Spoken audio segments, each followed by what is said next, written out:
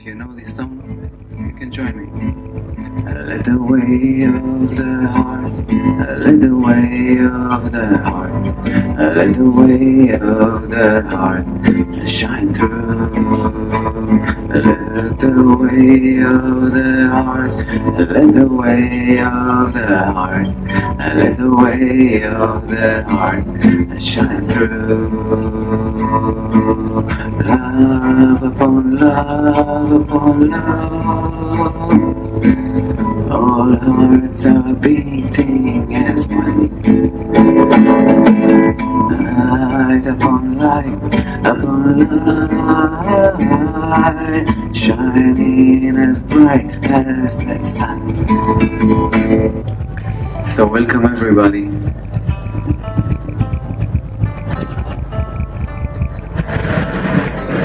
We're gonna start. We already started. Everybody can hear me also at the back? Yeah? Okay, cool. Everybody can hear me also in the middle? Yeah? Cool. And in the front? Yes.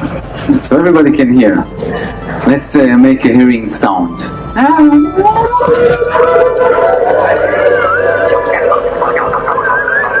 Let's speak a language that we don't know.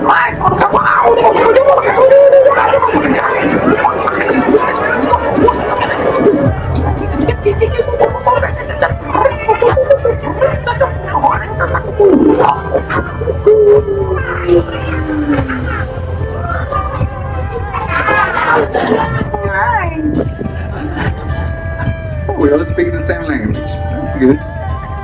I'm very happy. I'm very happy to be here on this Chi temple.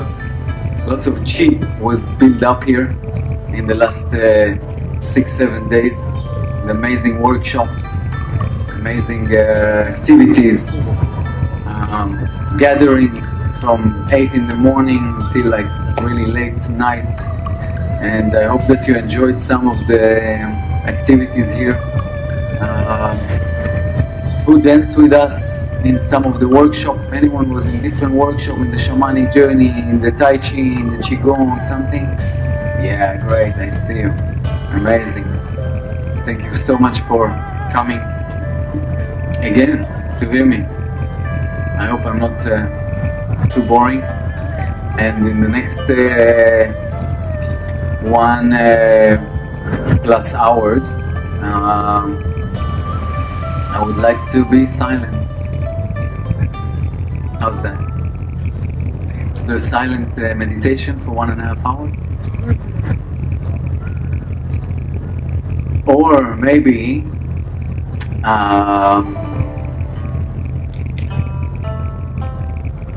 someone has a question, and if not, then maybe I can start with a little bit my life story and how did I come here to this festival, to this stage, and to join in and share a little bit about Walk Awake. So I don't know, anyone has a question? I see a leg in there, but I'm not sure it's a question. Okay. How did I learn Tai Chi? Okay, that's a good start.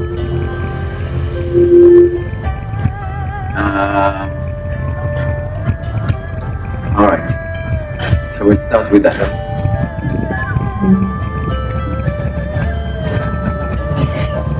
First of all, I want to say I'm Orpheus B, and we brought here to the festival the plan. But the plan it's plan B, it's not plan A. Okay, plan A, we need to think about it. Maybe it doesn't work so well. So we have plan B. Okay? So we'll share a little bit about plan B as we go, and a little bit more and further and beyond in the future. And I came to the world in Israel 40+ years ago, and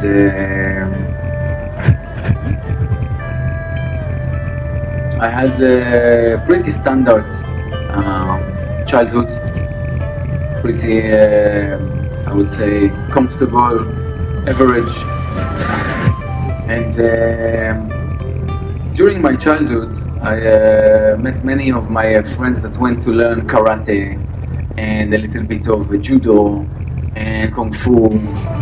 And I always felt that it's not really what I want. I wanted to have some kind of mechanism that I can, maybe defend myself in little fights in school or some challenges between boys as children used to do. Even fighting on the football that is hanging out there and like several kids wanna take.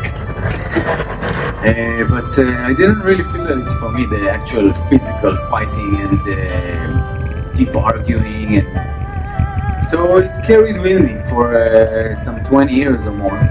And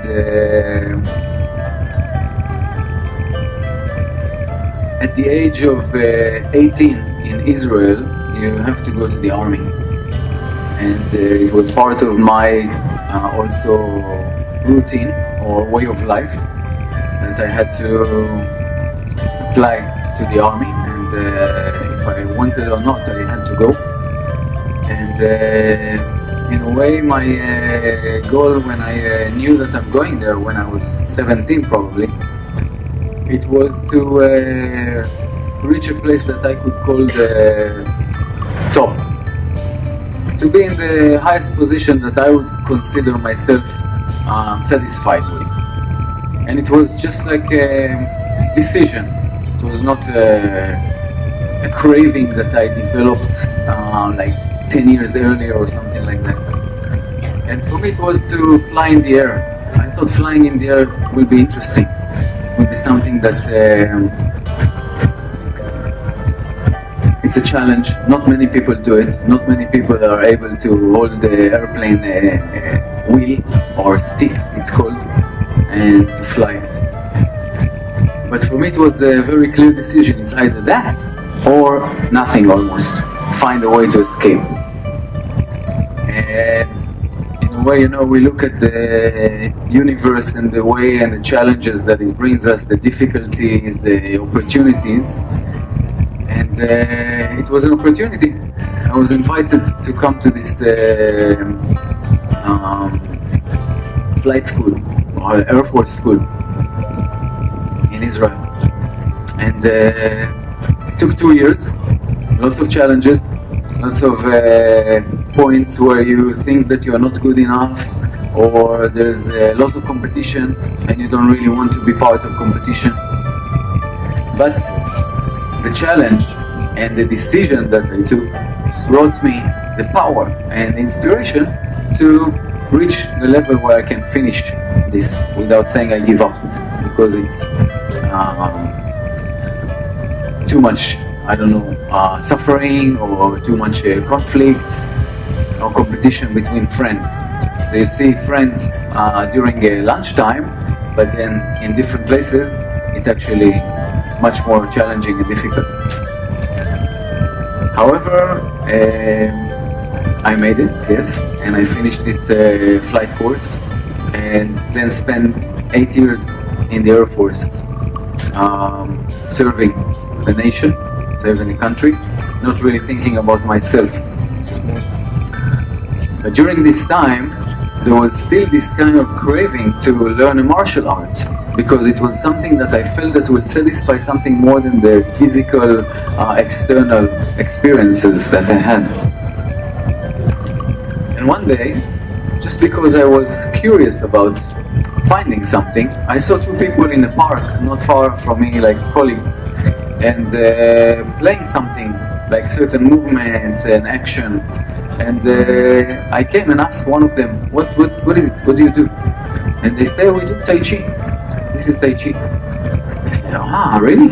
Can you teach me? And it's like, is this something that you like? You say, can you teach me? And they said, no, we cannot teach you. We are not teachers. We just practice. But if you want, there's a school not far. Go and check it out. And I said, okay, I will, because it looked very interesting. So the first night I had free, I went to this center of the Tai Chi in my town, and I must tell you that I was pretty amazed, because I came into a classroom, which is probably a quarter of this space, and saw about 30 people in all variety of ages, from 18 years old to 80 years old, and people who practice the same rhythm, the same ritual, same movement. It was a flow of movement, almost non-stop. It was thing after thing, and I had to wait 40 minutes for them just to finish this form. And then there was 20 minutes of practice, and then I could start talking to the people. But I was so fascinated, so I went to the youngest, to a very masterly guy, middle age, and I went to this old man, 8 years old, and I asked all of them, why are you here? What is it for you? Why do you practice Tai Chi? And they had amazing answers that really completely made me so curious, and in a way theoretically fall in love with this art, that I decided to start. And the 80-year-old guy said that 3 months after he started practicing Tai Chi, he healed his eyes. His eyes had to go on a surgery with cataract, with something that kind of put a curtain on top of your eyes, and it was completely gone after 3 months of regular practice of Tai Chi. And the middle-aged guy with full muscles, like training obviously in some other forms, because Tai Chi do not develop your physical muscles. And I asked him, and he said, I was like 10 years or more a Kung Fu fighter, and before that I did Taekwondo, and I am a body weightlifting person. And after all those experiences, I found the root of all those other practices that I've learned, because it gave him the essence of where to move from and how to utilize internal energy rather than external. And also, it taught him, that I learned also myself after practicing Tai Chi, the power of softness, the power of gentleness,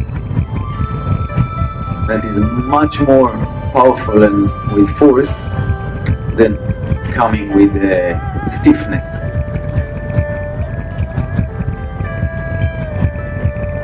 And the young guy, I thought that it was just very interesting way of dancing. And I said, wow, that's very interesting, I'm taking it on. And I signed up the same night, and I went 4 or 5 times a week to learn this, with the decision to learn the form that they were teaching. And it was 108 steps.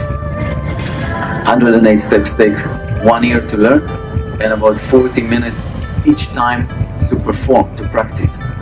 Anywhere from 20 minutes if you're very fast, and 40 minutes if it's slow, in the right rhythm. So I decided that I'm going to learn it with the most dedication and as fast as I can, because I wanted to practice it myself. So it happened that after 6 months or more or less, I had the form to myself, and I could take it anywhere with me as a gift to myself and as a way of practice, to do it anywhere and to join other people that know the form. And since then, my journey with Tai Chi started, and then I explored more, learned more, and from there I basically wanted to follow and to find teachers of different methods and styles of Tai Chi. So the first style was Yang style, and anyone's practicing Tai Chi here regularly? Okay, great.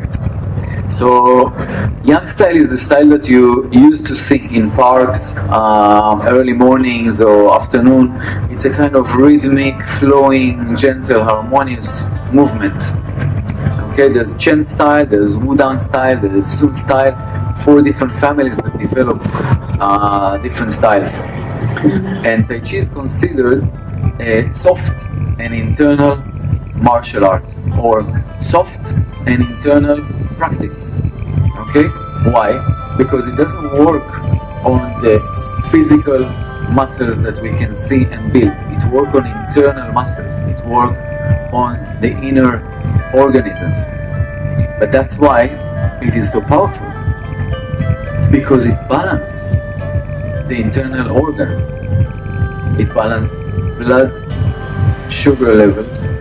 It clears excess fats from the blood, cholesterol. It brings calmness into the mind, centeredness. You learn about balance. Today we did in the morning dance of Tao and with some elements from Tai Chi. Okay, it's about slow moving, conscious movement, controlling your movement. And Tai Chi teach you also how to walk in life, how to behave, how to step. So Tai Chi after a regular practice become a lifestyle, become a way of life. I meet many students that tell me, now Tai Chi for me is also when I wash dishes. It's also when I walk. And also the thinking pattern change and become more flexible.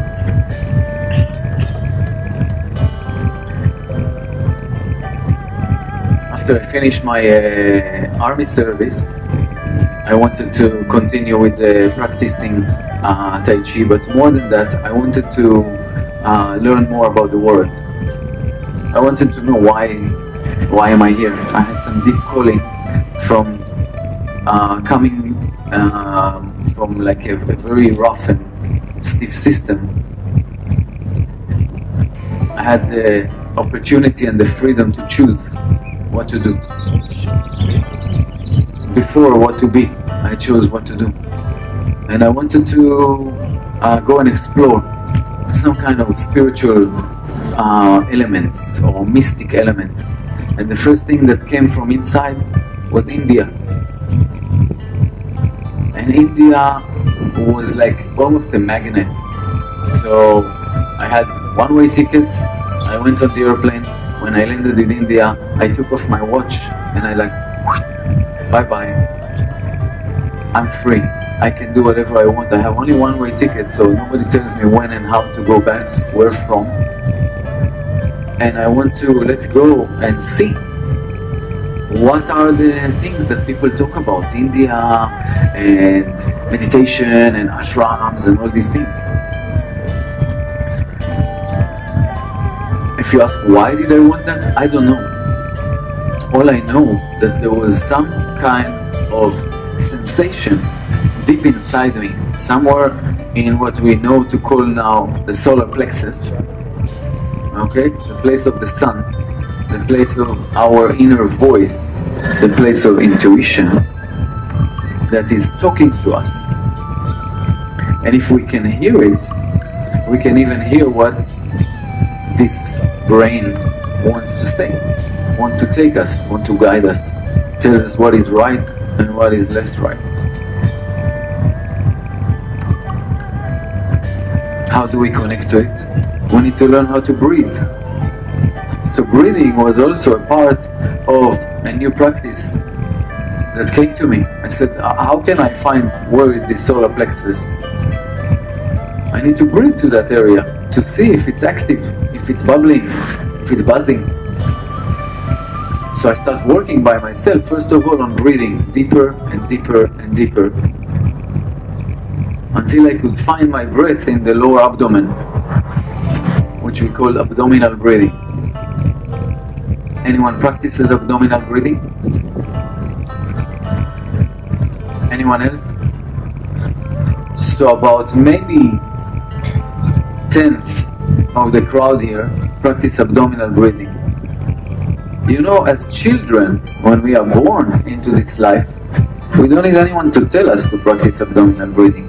It's the natural way.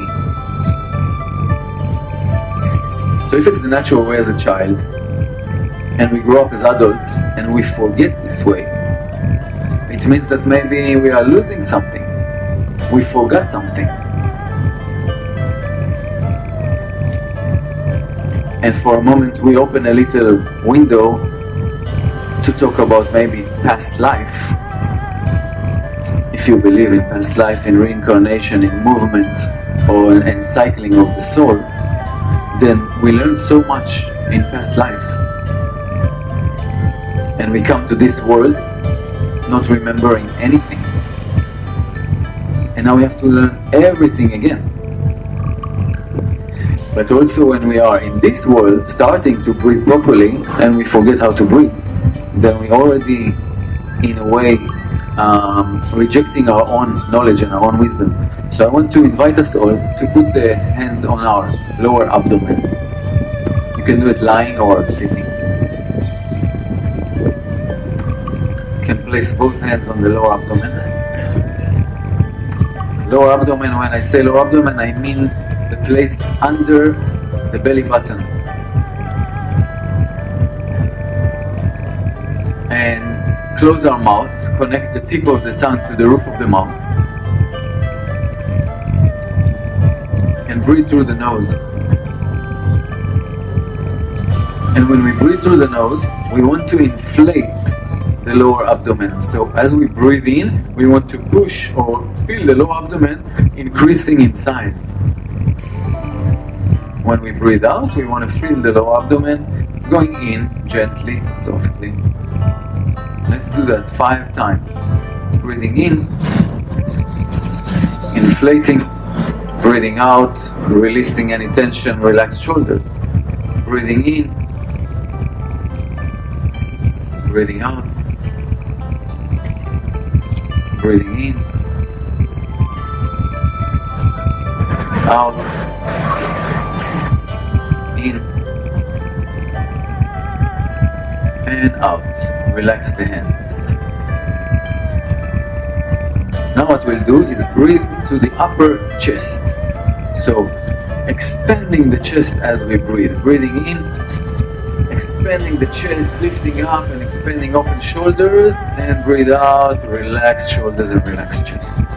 And breathing in, expanding the chest, breathing out, relaxing. And breathing in, expanding the chest, breathing out, relaxing. Now in between the chest and the lower abdomen, there's another section, it's called the mid-range, okay?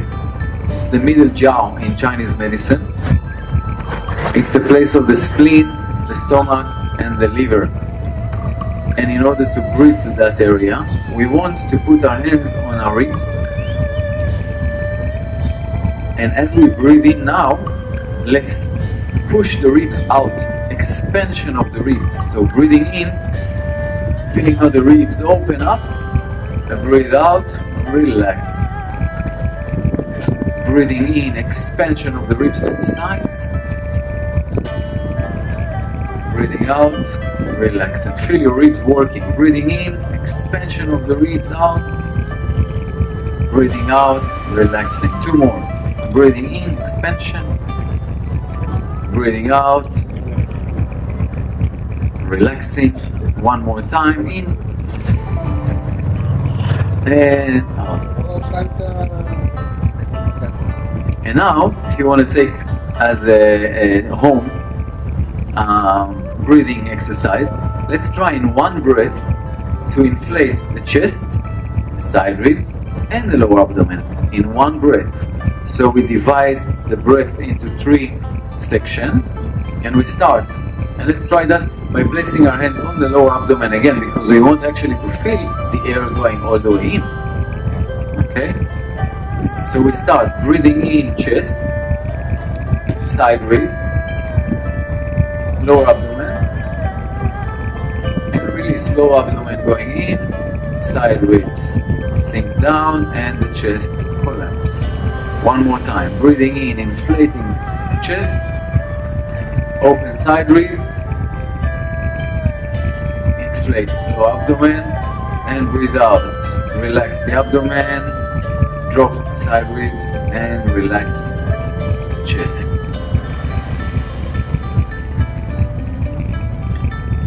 Great. Who felt that the air went all the way down to your lower abdomen? Anyone? Great. So already we doubled the number of people breathing to the lower abdomen. Now this is a practice of exactly 3 minutes. Start doing it at home. Why? Always ask why, okay? Not only me, ask yourself also. Ask your friends. Somebody tell you, hey, this is good for you. So why? Why is it good for me? Maybe it's good for you and not for me. when we breathe down to the lower abdomen, we actually utilize much more of our lung capacity. Our lungs governs the chi, governs the life force energy. Okay? They are transforming air into energy. So if we only use our upper chest, we use more or less 20-30% of our lung capacity. So we need to breathe faster, it's shallower. Okay? And since this rapidity happens, influence the chest and the heart, and maybe our heart rate is faster as well. When we breathe to the low abdomen, which is a part of meditation practice, we are centering our mind, calming the mind, allowing a sinking sensation and increasing our inner chi. Another point about the inner chi, the lower dantian or the lower field of energy below belly button is the area where we want always to have force. If you feel your lower abdomen and it's weak or cold, it should change. For you, not for me. For you to be stronger, to walk stronger and more power, with power in your life, you want the lower belt, we call it, lower back and lower front to be strong and warm. Okay, there's a tendency to walk without a shirt or really like very cut loose tops, especially in cold weather. Immediately it affects your lower back and kidneys. When the kidneys receive cold, the whole body feels cold. Also, if you walk barefoot on a wet grass or wetland, especially in the morning when it's cold, you absorb into the body coldness. This coldness can travel up to your kidneys, cold inside the body, internal cold. Okay?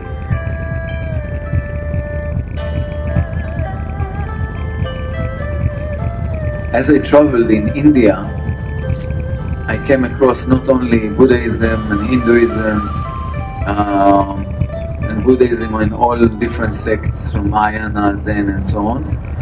Also I met the Tao.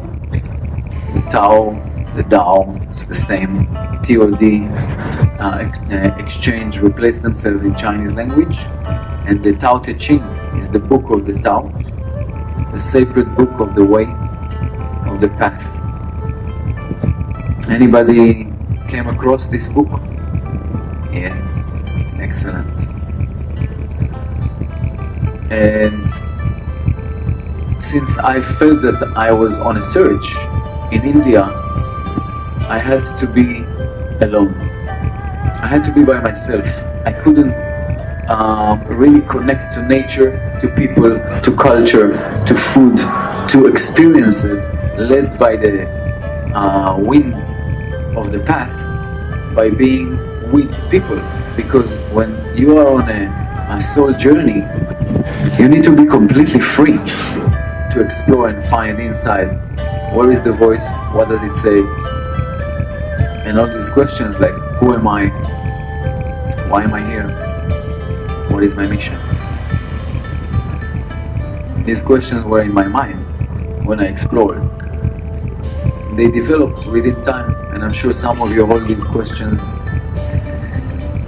So the way brought me teachers, brought me many different experiences, and one of them was to go into a second-hand bookshop in a little basement, immediately to a shelf, and to pick up this little book called the Tao Te Ching. Why? I don't know, I didn't know back then, but when I opened it and read it, I said, wow, this is the description of how I see life. The way I experienced and understood life after a year and a half almost traveling in Asia in many different countries were described in those words in this book. And this book is a book of poems, 81 chapters, written in Chinese, but translated to many languages. I'm sure that in your mother tongue, your language that you speak regularly, there is a translation of this book. Tao Te Ching, okay?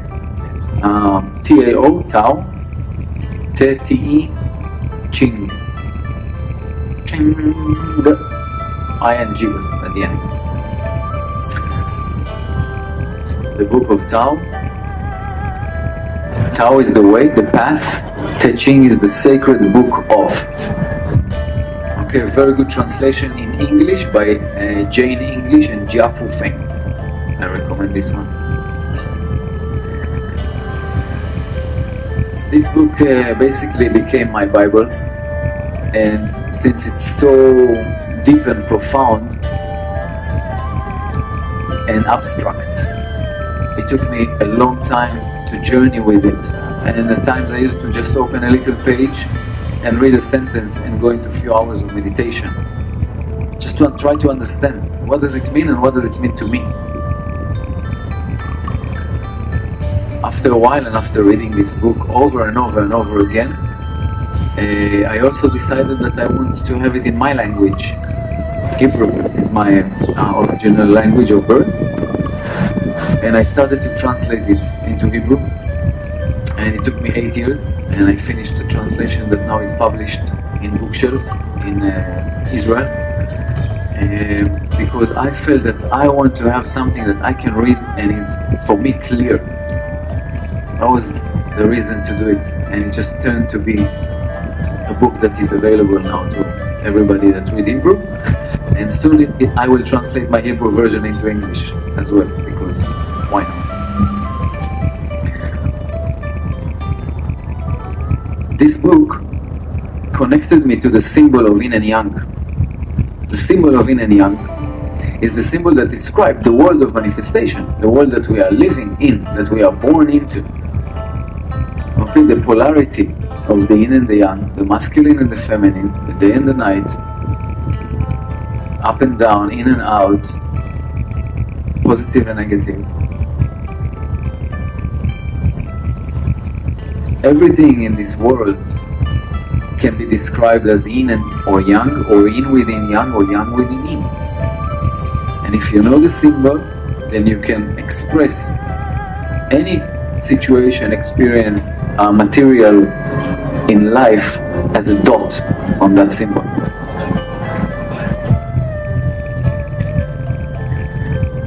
And this symbol is called in Chinese Tai Chi 2, okay, which is the great supreme symbol of life. And suddenly I recognized that Tai Chi is actually the practice of Tao,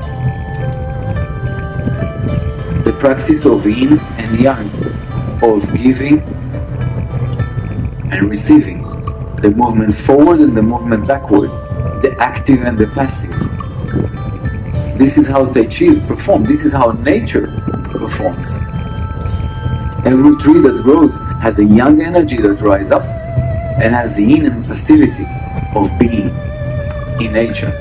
It doesn't require. So all nature basically is designed in the way of Tao, in the way of letting go, in the way of letting things evolve in a natural way, until we came.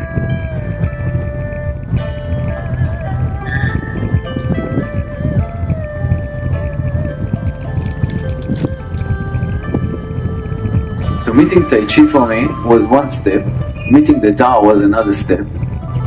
But I still didn't understand, like, why am I here? To know Tai Chi and to do that? And no, it was not enough. I still didn't get an answer.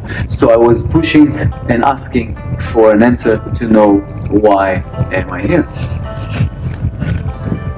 And then in a little festival, not as little as this, little smaller, I came across a little booklet about Chinese medicine. And the first thing that was there in Chinese medicine was the symbol of yin and yang. And the second, it says that in order to reach balance in life, All we need is to know the body map of energy and to know where to place fine needles in certain points that can create balance and bring a body that has an imbalanced state, a gap between energies, into balance. And for me it was, wow, this is exactly what I was looking for. Because a few minutes earlier,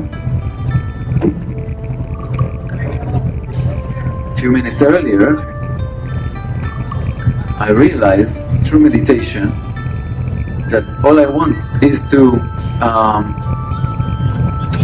be part of the assisting and helping human beings, brothers and sisters and family, to feel good, to feel better, to have less pain, less diseases, less discomfort, and to find natural ways for healing.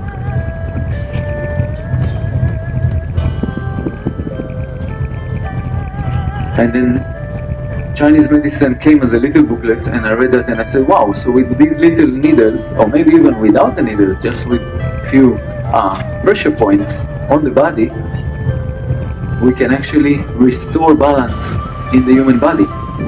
And it was for me like an amazing understanding.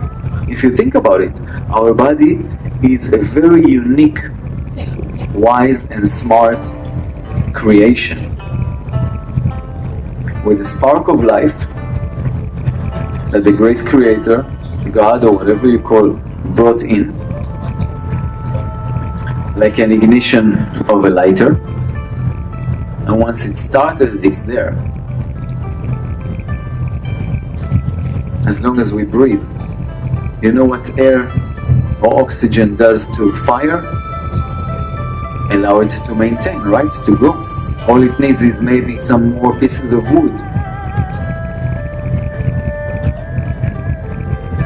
Same with our body. As long as we breathe, we feed this spark.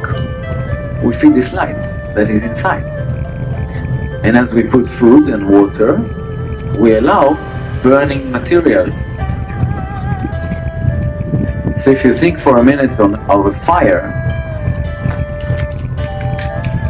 and you come across a fire that has black smoke, okay, or has a very distinct smoky flavor or fragrance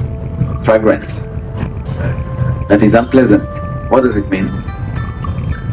It means something about the quality of the wood that is burning, right?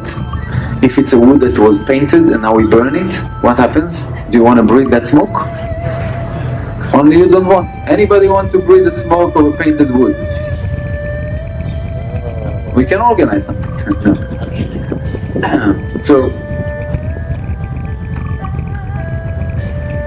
we want to think, what do we want to breathe? How do we want to breathe?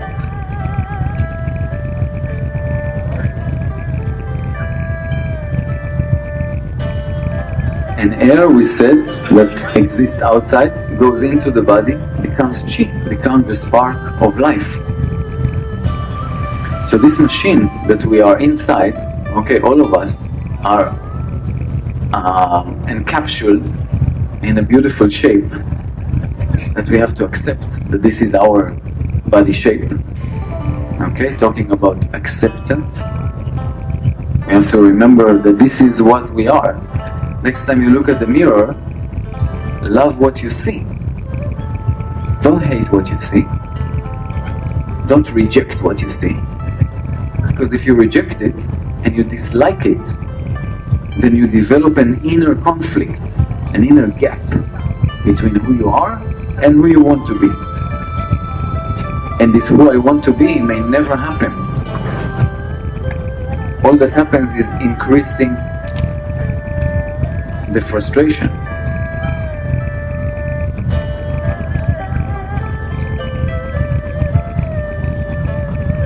And this body has an amazing and accurate map of lines that we call meridians or channels that go vertically across, front, back and all the sides, and also mid-sections and mid-lines like small streets If you think of a big city, it has big arteries and few connecting.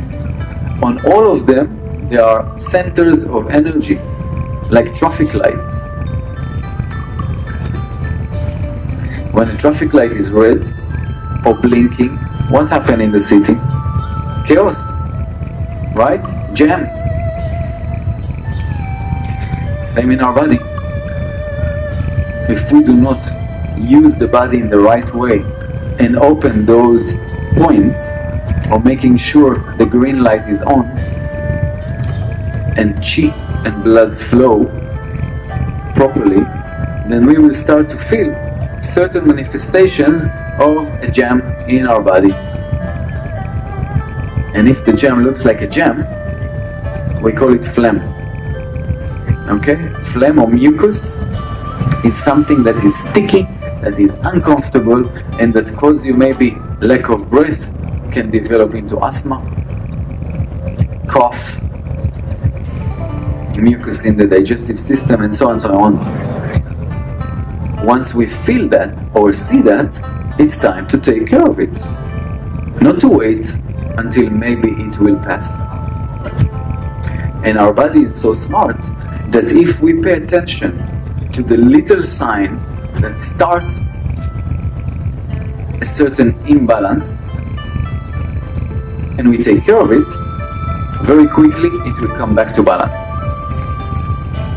But if we ignore it, if we don't pay attention to it, if we say it will be fine, but it doesn't get finer or better, then usually it tends to increase to a certain level that the body adjusts to a new situation.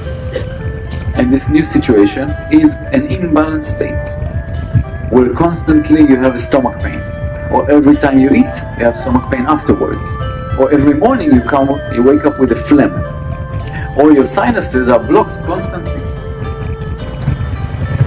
But it was not like that a year ago. People say, but I never had a back pain, suddenly I have. Well, things change. We have to pay attention. We have to feel and listen to our body, because it's a wise machine. You can look at it as a piano or as a Rolls Royce. Who prefer a piano as his body? Who prefer a Rolls Royce or a BMW? Okay, good, it doesn't really matter.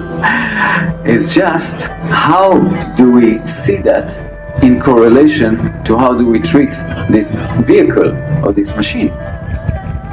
And do we want our piano to play the perfect tune, or to make some rusty sound or shaky, vibrating? Probably, and I hope that you want the best tune to your piano, right? That every click is like whatever it is. And you want your car to run smoothly on 300 kilometers per hour and not get stuck after 10 minutes that you go into your drive. So if we start looking at our body in such a way, we understand that it has certain needs that need to be taken care of. All these things that I'm sharing with you, first of all, is for you as little gifts or insights, but it's things that I recognize along the way. And it's along the way to walk awake with awareness, not with blindfold, not with ignorance.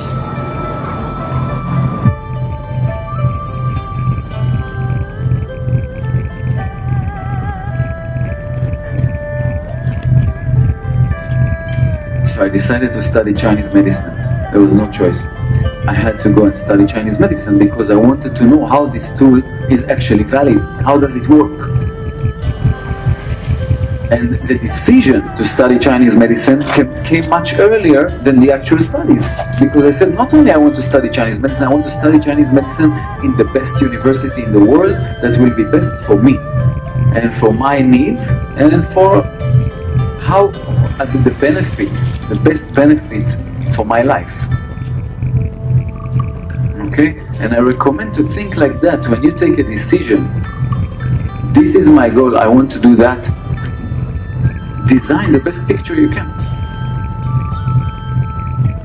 And I said, I want a place where I can speak the language.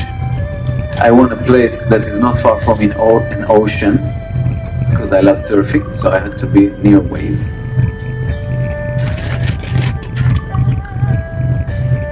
And I want a place or a university that is professional, that the teacher come from the roots, from the background. So I explored, I opened the globus, how do you call it? Atlas. And I said, where is it possible to study Chinese medicine? So it was China, obviously. It was Shanghai, Beijing, there was San Diego, there was New York, Chicago. There was a few places, like 1 or 2 colleges back then in Israel. And there was Australia, in Sydney. So I rolled the dice. No, I checked them all. You can't do that and trust what comes. It's also an interesting experiment, you know, because you let go here and you do that and you see what happens. But I wanted to be a bit more, I don't know, analytical mind in that state and really know that where I'm going is the right place for me. So I went to that college and that place and that university, and finally it was Australia. So I went to Australia and studied 4 years in university, and then 2 more years of practice, having a clinic and a Tai Chi school. And then I went to China.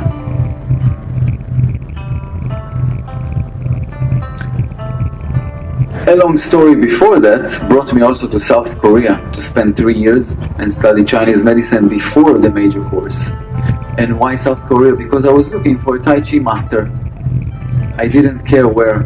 I just had to move from the place I am, and I said, I want to continue and further my study of this martial art.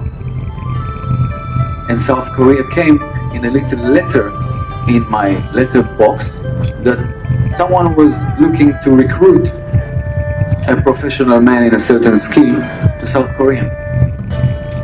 And I said, yes, I will volunteer. I didn't care where in Asia. All I care that I will find a Tai Chi teacher. That was the goal. So when I applied to the job, I told them, I just want to fly there for a week to see that I like the country and I can feel right. I landed in the country, and the next day all I was searching for was for a Tai Chi teacher. And I found him, a Grandmaster Yim. And I came and asked him, can I be your student?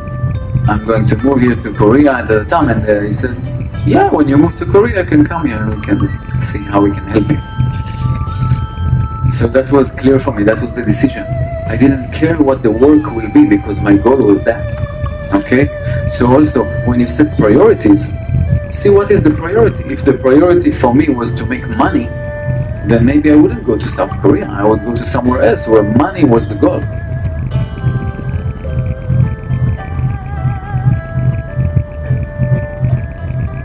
So I went to South Korea and spent 3 years there, and actually the whole universe and the whole setup was really supporting my journey, not only to study Tai Chi Chuan, but to study also Qigong and to study the Korean hand therapy, because I knew that Chinese medicine is the next step. So I said, okay, I'm going to start by myself. I bought the books, I checked what are the books of the first and second year of Chinese medicine school. I went and I bought them and I started studying. So when I will go to university one day, and I didn't know when that will be, I will be ready. And I could already apply some of the things I learned on myself and on friends and family and so on. So in a way, accumulating things that I didn't know that will help me in the future, but they were beneficial for me, for my life. I found how Tai Chi keeps me in balanced state of mind. I didn't care if the work finished at 5 or at 6 or at 7, as long as I was at 8 o'clock in the class with my teacher. And I spent very long time driving to him, 2-3 hours practice every day, and another 2 hours to my home, arriving midnight and waking up 6 a.m. to drive to work again. But since the goal was clear, it was okay. There was no problem, there was no conflict. Okay?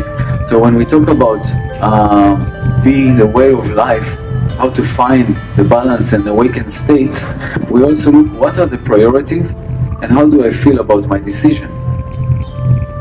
If my decision is very clear and I'm quiet inside with the decision, great. If I'm doing something that I don't like doing, it will manifest in the body. Because remember, the body is a very wise machine. If you put 98 petrol into your BMW, but it drinks only 95 or 91 unleaded or 110, whatever, then the car will start to choke. It will start to cough.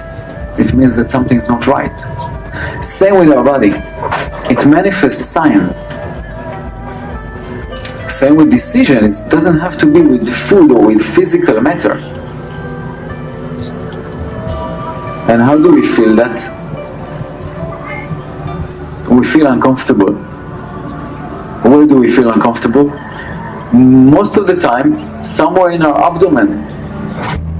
You know this term, my tummy rumbles, or I have butterflies in my tummy? Yeah, this is a sign, it's a signal. Something is signaling me either excitement and openness, and I want to, or it signals me shrinking, fear, worry, it's not for me. But if we are not aware to listen, then usually we ignore these signs and we say, yeah, but I have to do this, I have to do this. Who said I have to do this? Who is the I have to do this? It's the mind. It's the conscious mind, the judging mind, okay, the left hemisphere. And when we work with the mind, we look at it as we call it sometimes the black crow. The black crow that sits on the left shoulder and talk to us and criticize us all the time, judging ourselves, not respecting ourselves for who we are, not accepting who we see in the mirror, wanting to change all the time, putting pressure on the self. All these things basically causing lack of self-appreciation and reducing sensation of I deserve. We came to the world, we are here, guys. Can you feel? Can you hear? Can you see? Can you taste? Can you touch? Do we think? 6 senses we have, okay? Another thing I learned on the way was meditation. A very powerful tool, a very, very powerful tool. So, another question, anyone practice meditation regularly? Yes, half of the crowd. What about the rest? Football? No. Eating? Thinking? Too busy? Thinking that maybe meditation is not for me, it's not the right time, I don't have time for it. What is meditation? Good question. So, for me, when I started with meditation, I thought it's a process of relaxing myself and coming to a place where maybe there are no thoughts, emptiness. I wanted to reach that stage, that state of emptiness, empty mind. So actually, one of the first meditations that I learned with myself was watching the ocean.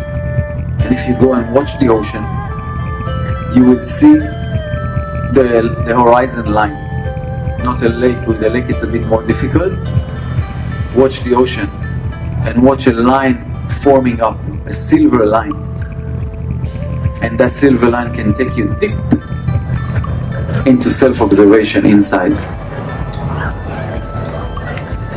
Later I realized that meditation is a tool to help us observe what is happening inside, help us to calm the mind, but ultimately is a tool to reach the wisdom that exists here and beyond. It's a tool to take us into a state of awareness, of enlightenment, to see beyond what is in the world of manifestation, beyond the yin and yang. It's a tool that can help us transcend beyond the craving and attachments of the mind and of the body. And this tool works the best by observing internally. And why? Because we have a body. We are born into this body. We don't know who is the I born into the body. We just know that I have a body, I can use it. It's functioning. Does anybody know how your heart works? Did you ever feel your heart work? Did you ever feel your liver cleans blood? Good. Did you ever feel your kidneys working and filtering? All this we can do with meditation.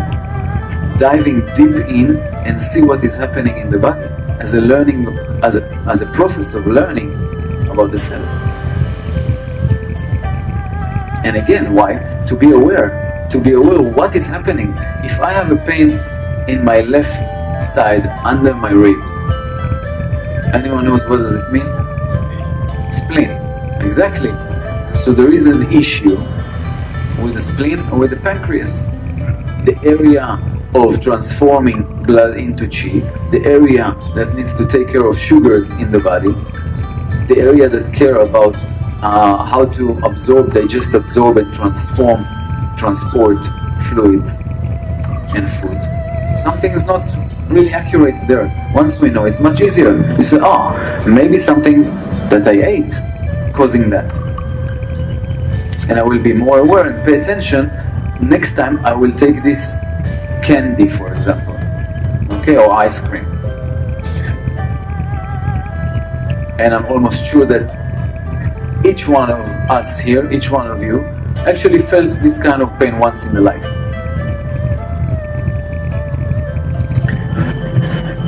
Also, after eating, going into a quick run, this will start pain, the left side, right? Yeah, because there is a misalignment with the time needs to be given to the body to digest the food. So now the spleen is working really hard because it needs to serve energy to the rest of the body, but also to digest the food that sits in the stomach.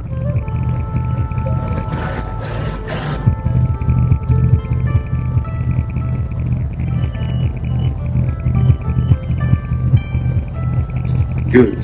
So these are some parts of how we are becoming more aware of our body. Meditation is a very powerful tool, and especially I recommend Vipassana style meditation. Anyone did a 10-day course or an 8-day course of Vipassana? Okay, few. Really, you can write it down. I really recommend. Vipassana means insight, looking inside the body to connect to the universe, understanding the self, understanding the universe. A big fan of Vipassana at the back.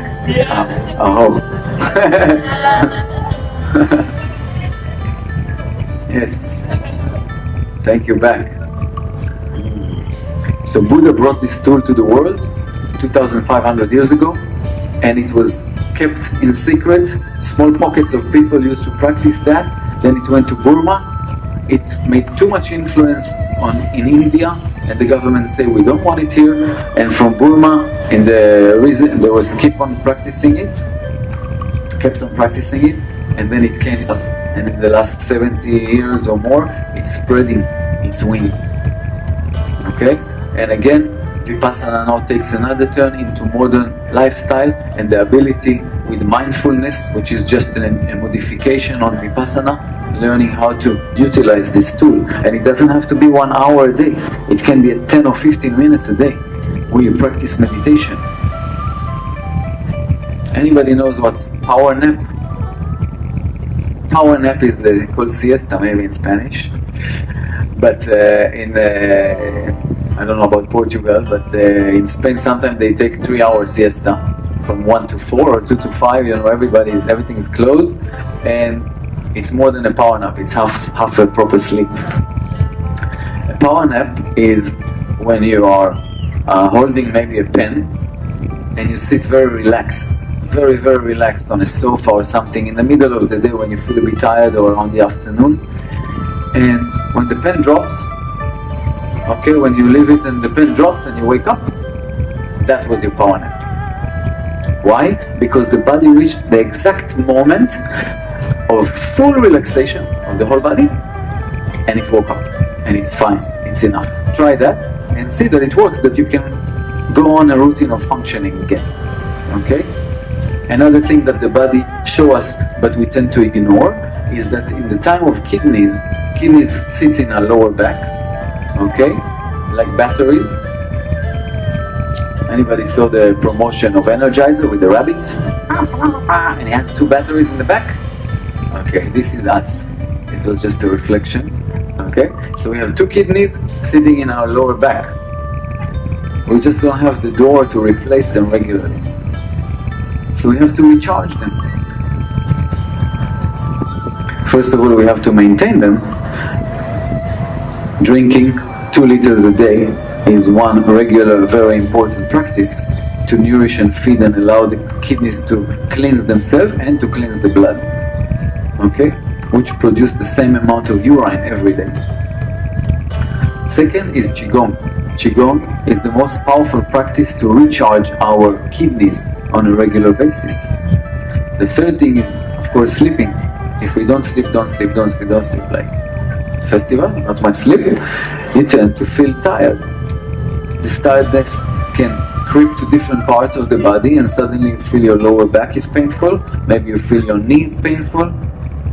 If it's a long term of, I call it sometimes abusing kidney energy, without restoration, you may start hearing tinnitus, ringing in the ears. The eye can be turned like a blurry vision. All that are just symptoms. Okay? So Chinese medicine showed and taught me that it's not enough to treat the symptoms. We want to go and ask why. Why this thing happened? Why my liver is painful? Why my eyes are blurry? Why I feel a lower back pain? And find the root of it and go and treat it.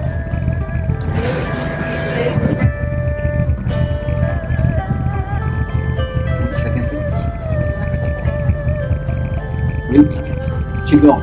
Okay, Qigong, yes, of course. Qigong is another martial art, very ancient, 5,000 years old of practice in China, developed from India and from Kung Fu that came from India, and meditation turned into Kung Fu. However, ancient emperors in China were looking for ways to stay alive forever, immortality. Okay, and they didn't give up until they died. On the way to their death, they experimented with different elements like minerals, crystals, myrrh, frankincense, and all different minerals. But one thing that did help them, or two, was Chinese medicine as a way to keep the body in balance, and the second was Qigong. So we write it Qi, or CHI, like here, Qi Temple, same Qi, and Gong, G-O-N-G, is the practice of the right effort to cultivate our internal Qi. That's the meaning of Qigong, okay? Very slow and gentle movements, together with breath, to restore body energy and especially kidneys energy. Now once the kidneys are restored, the rest of the body receive that energy. Okay? It's the source. Kidneys are two. Yin and yang are two. Well, we have the spark, the essence. We all carry the essence of life. This essence of life was given to us so we can procreate, produce more. More of the same type or more of a better type? Same, but getting better. I hope we all feel like that we want to create and generate constantly evolution of betterness in this planet. And we call it jinn, we call it essence. Okay, so between the yin and the yang there's constantly essence. The essence of life sits between the kidneys in our reproduction systems for male and female. When we overuse that, when we consume too much, if it's mainly sperm for men, then we lose the essence. We lose the energy of the kidneys in a much faster way. Also trauma or tragedy or giving birth and losing a lot of blood, losing essence. So it's something that needs to be taken care of, and thinking, okay, I lost essence, I lost blood, how do I replenish blood in my body? What do I need to eat? What do I need to do? How do I need to think, breathe, meditate, live? Okay, I want to tell you so many things, but our time again is limited. We want to stretch the time.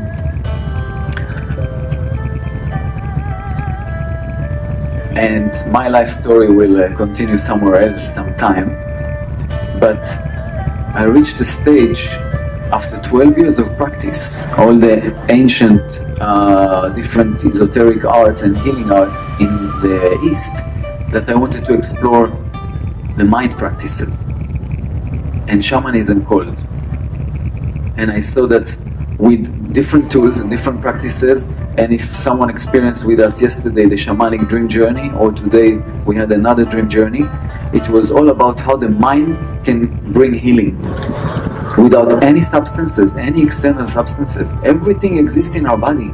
Remember, the body is a very smart machine that was designed to maintain balance and to live in that state. Look at animals. Did you see many times animals getting sick, staying in bed, depressed? Not many. Very few cases. May happen if they are very sensitive animals, horses or dogs, or they can feel us also. But we are evolved into a state that we use all our set of emotions, sensations, sensory organs. And we have the mind. And the mind can control the body. Now if we go in a state of ignorance, then what happens? The body starts to control the mind. And what does the body do? Develop cravings, attachments, desires. I want this, I want that, I don't want that. Push that away. It's the same thing.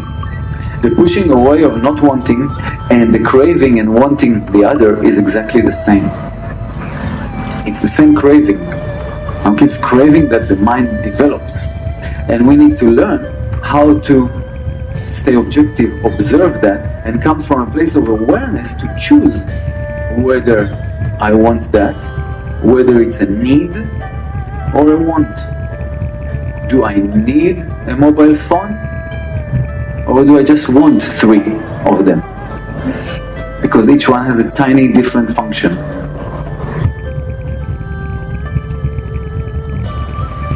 That also Vipassana meditation teaches very well. To become the observer rather than the one who say I, me, mine, I want, I need, I have to. And then it turns and shifts into the analogical mind that say I should and I would and why I didn't. And then we start with self-blame, self-criticism, and it again lower our self-appreciation and respect to who we are. But we are in time, and it's been said a lot in different workshops and in different events, and you probably heard those words, but it's really time for us all to make a change. And after exploring in my life 20 years of practicing and learning many different techniques of healing, of self-awareness, of consciousness,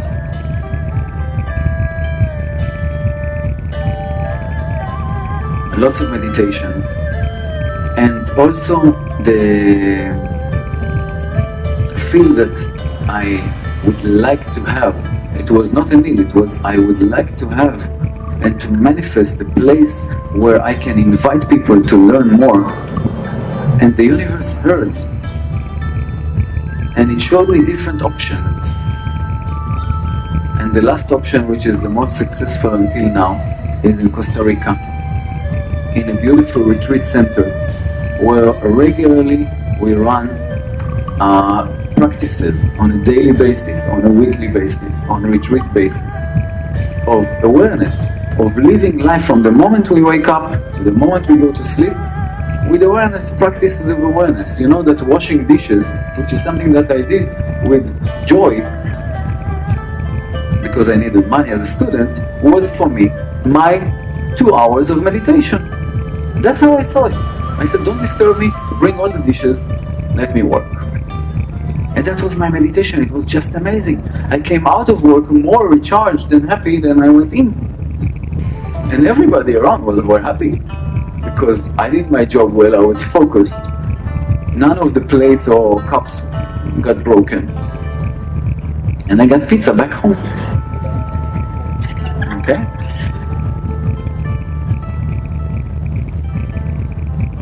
So during my recent years of meditation and trying to see how we can bring and share this, what I do here and what I do in different festivals and different places around the world in retreats, is to find a plan. And now the plan is plan B. Okay? And the plan B means how can we find a way to just be. And the just be is when we move through the ego phase, okay, and I should, and I would, and I wish I would be like him, and why my brother is more successful than me, and everybody's expecting me, so I have to perform, and I have to please others. No, guys.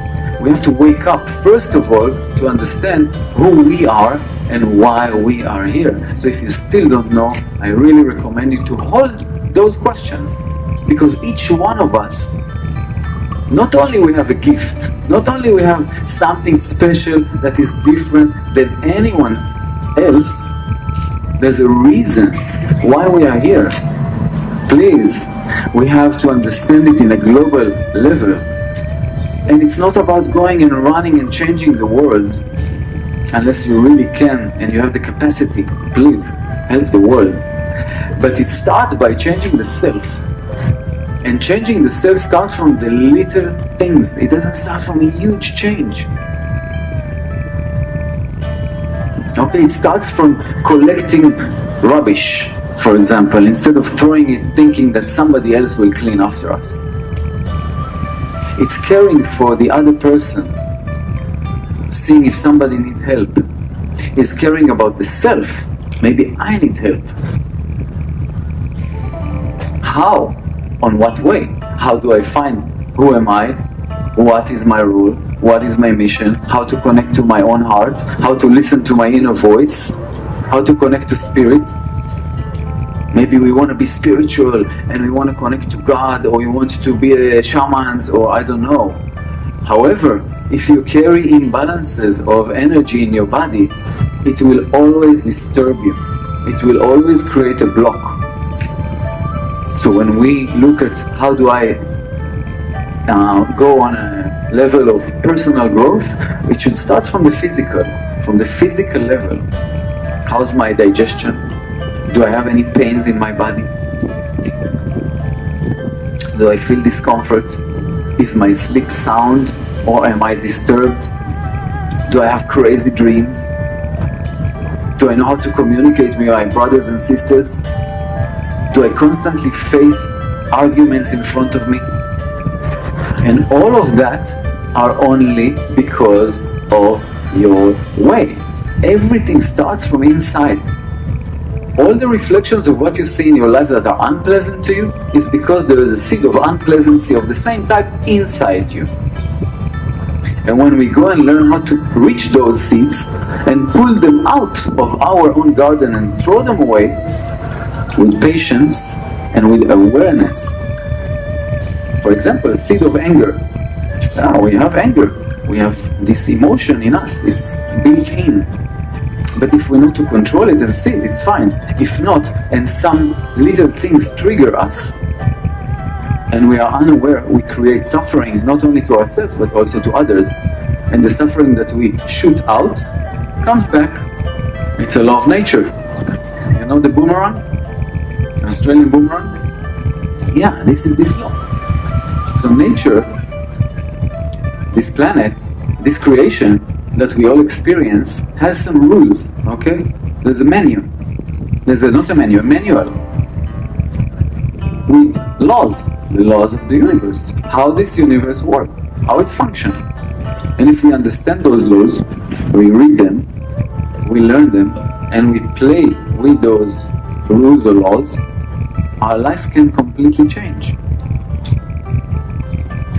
And also, learning about the way, be the way, that has 5 keys and a 6th element. In brief, and you can write it down or remember, or get our emails, because I want to distribute that and I want every and each one of you to have this. It's going to be very soon a book that is called Be the Way. Not by the way, be the way.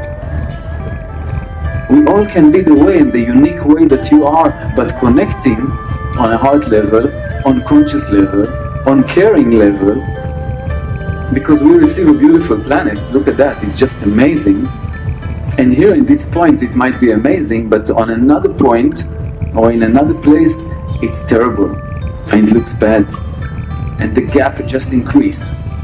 So it's our mutual responsibility to do something about it. And again, it doesn't mean that we all go now with bags and clear the beaches of Portugal, but maybe yes, if you are going on a camping and you see dirt, you might either help cleaning it or give a little comment to someone that left his dirt. Hey man, we want a clean nation, we want a clean planet.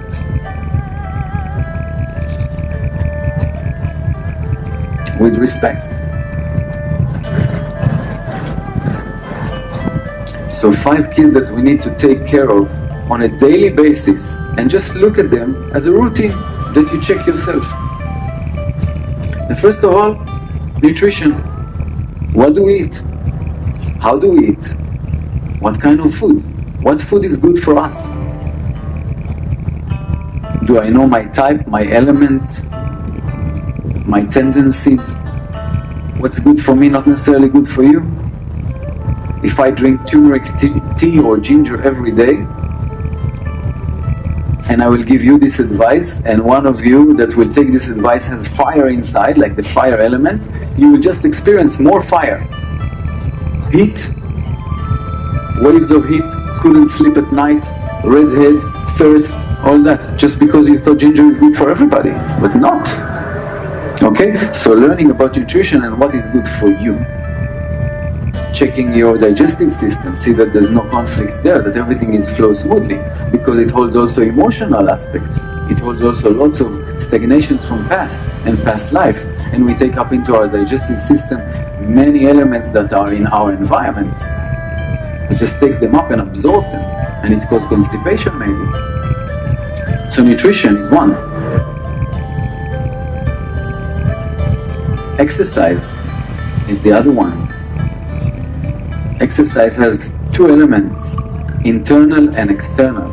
External exercise is to build the strength of the body, of your vehicle, tune in the piano, run the vehicle, run the Rolls Royce, okay? Internal exercise are Tai Chi, Qigong, Yoga, maybe some Feldenkrais, maybe some type of practices that are soft and activate the internal systems. Breathing is also a type of internal exercise. Any internal massage that squeeze and move the organs is very healthy. But if you do it in a sacred way like Qigong, you actually build your energy so you can live healthier and maybe longer. And if you don't want to live longer, then just healthier. right? We don't want to live with any pain or discomfort. It disturbs us from doing what we want to do. The third one is treating yourself, taking care of the self. Every little seed or a flag of discomfort, of pain, of confusion, of shrinking inside is a signal that we need to take care of. If we don't know how to ourselves, then refer to someone who knows, to someone professional, and recommend the natural ways. And there are many natural ways now that we can take into consideration when you go to treat yourself with someone. Then don't try once and say it doesn't work. Go and do maybe 4 times, 4 sessions, explore, but work with intuition. Feel whether it's right for me or not. The fourth one is about environment, is about where we live. How is the environment around us? Who are the people around us? How do they affect us? How do I feel? Am I influenced by my environment? Or do I choose my environment? Do I influence my environment for betterness? The fifth one is lifestyle. Lifestyle is from the moment we open our eyes to the moment we close them and go to sleep. Okay? I wrote as a element to Be The Way, really a very short description of lifestyle that each one can have as a routine, as a checklist. You know, when we work with checklists, when the mind works with the routine, it's really beneficial for it. It can understand it. So we'll have a mailing list running here, and you can put your name and email, and if you want, I will definitely send all this checklist as something that may help you in your life. Once we complete all these 5 elements, we come to the spiritual practice. Because when we check and we come from a place of awareness, we can also involve and include spiritual practices, be it prayers, meditations, rituals, whatever spiritual practice is for you. For me, it's first and most to go and work the land, to touch the earth, to plant, to connect with with plants, with animals, with all this creation that do not harm. The great Creator put it here for us to learn. They're all teachers. We see them in this life and we see them in other dimensions when we go into our journeys. So connect with them as well. And then we may come to a point and a sense of gratitude when we understand who we are a little bit more, why we are here, what is our mission, and feeling the awareness of the body and the mind and the flow of life, moment by moment.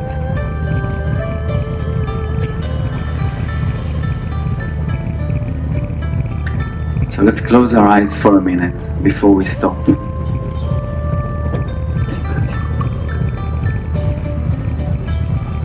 You may sit if you want.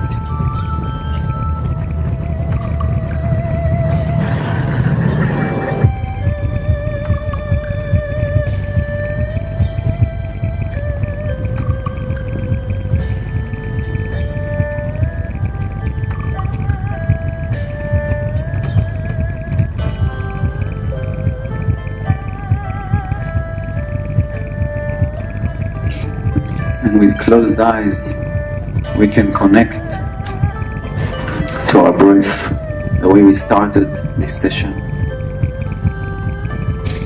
And feel now as we breathe, there is a sensation of expansion somewhere in the body, around the heart. And maybe something clicked in. Maybe from this little talk, we can take something back home to our life, make a change, connect.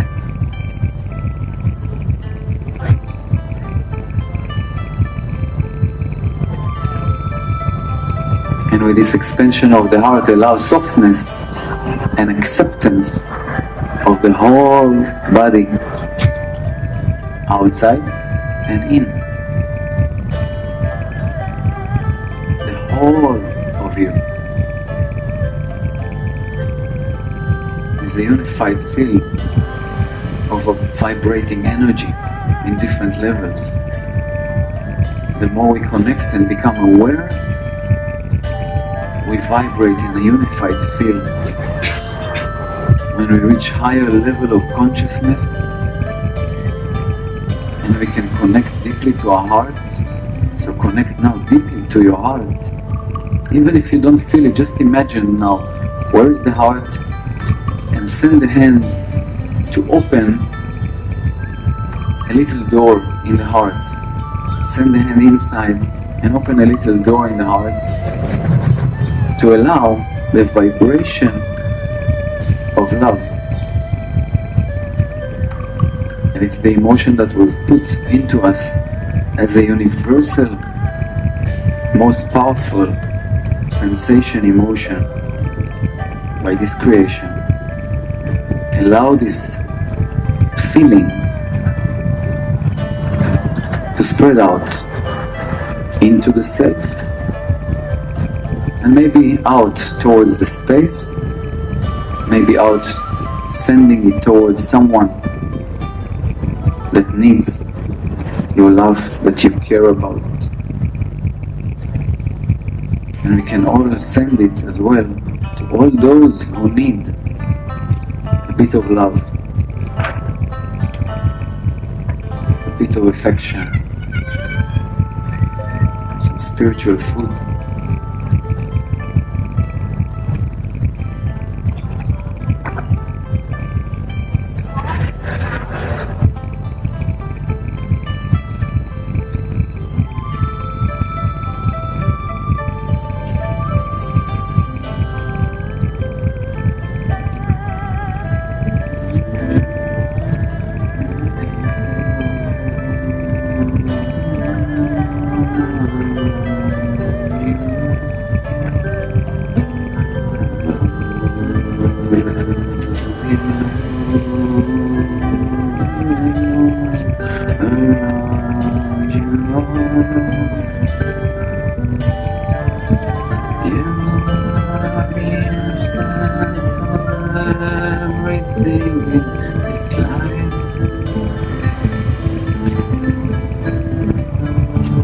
You are the essence of the love of my life,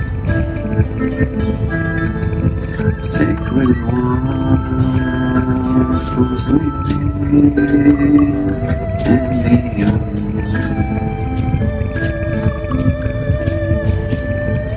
Above and below and all around we come. Above and below and all around we are.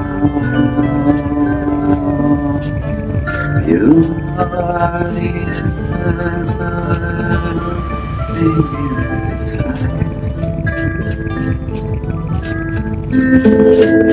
You are the essence of the love of my life,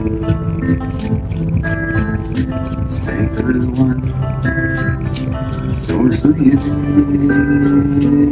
and beyond. Sacred one, so sweet and beyond.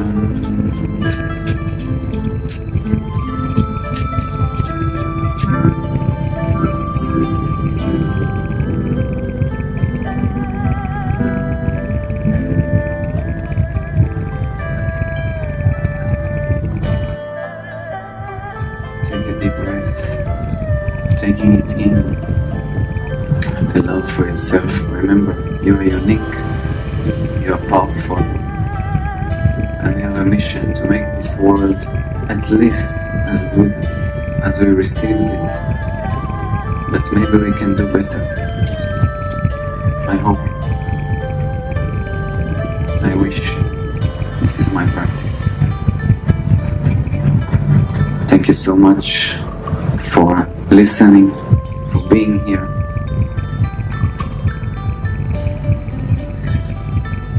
I wish to connect with all of you that want to stay in touch. We have a retreat in a week and a bit in Ibiza, 7 days of creation. Talks about all these elements and practice them, because spirituality is practical. It's not sitting in a cave meditating all day. It's understanding what are those tools that can be practiced day to day to allow us to open up to the Great Spirit. Yes. And it's beautiful. So Ibiza is coming soon. Costa Rica from December till next May, there are retreats regularly, and the center receives people that want to come either for healing, for spiritual growth, to become students. Be the Way is a system, is a method, and we invite people to come and support us in any way you feel that you are wanting or ready, if it's from the technological aspect, from helping and assisting to teach or to run retreats, or to be part of different activities. We have an amazing people and family that already are joining, and it will be great to do things together. It's time to do them together and to do them great from the heart. I love you all. Thank you so much.